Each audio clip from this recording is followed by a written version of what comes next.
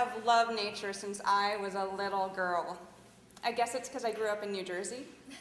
I know what you're thinking, it was sensory deprivation, but you're wrong.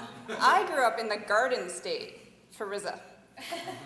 And yes, there were toxic chemicals, but you can't even see those. I especially loved animals, so cute and furry, and I just wanted to hug them and squeeze them and come here, little critter. You don't really know your own strength when you're little, and I guess there's a few things I regret. Like that game of catch I played with my sister, bunk bed to bunk bed. I was 5, she was 9, Fluffy the gerbil was dropped. Or that game of tag I played with the guinea pig and the dog. Apparently the guinea pig had a really weak heart, and a charging dog was a bit too much for it.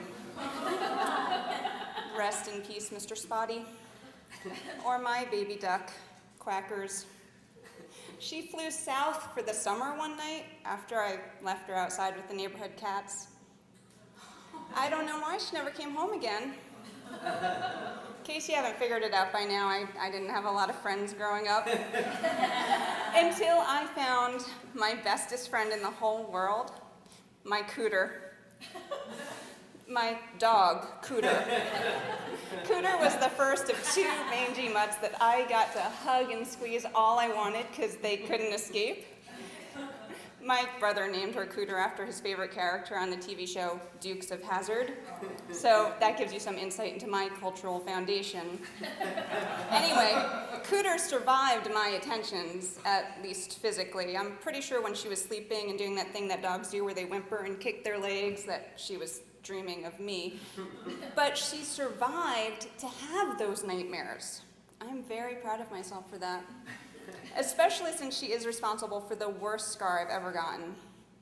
Indian Hill was the park near my house, and I went to the playground there, and since I didn't have any friends, I brought Cooter. I carried her on the swings with me and on the slide and all the way up to the top of the jungle gym.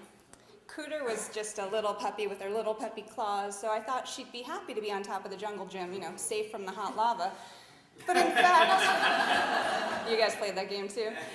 But in fact, she was kind of nervous, and as much as I pet her and said, "I love you, my cute little puppy wuppy," she wouldn't calm down.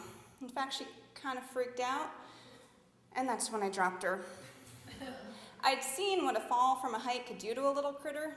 Poor Fluffy. But Cooter came better equipped. My Cooter had claws, and she wasn't afraid to use them. She dug into my leg, but when her nails hit bone, she started slipping, and she took most of my skin with her. She landed in the sand and then just stood there shaking in sheer terror, but no heart attack or death of any kind. I scooped her up and hobbled home.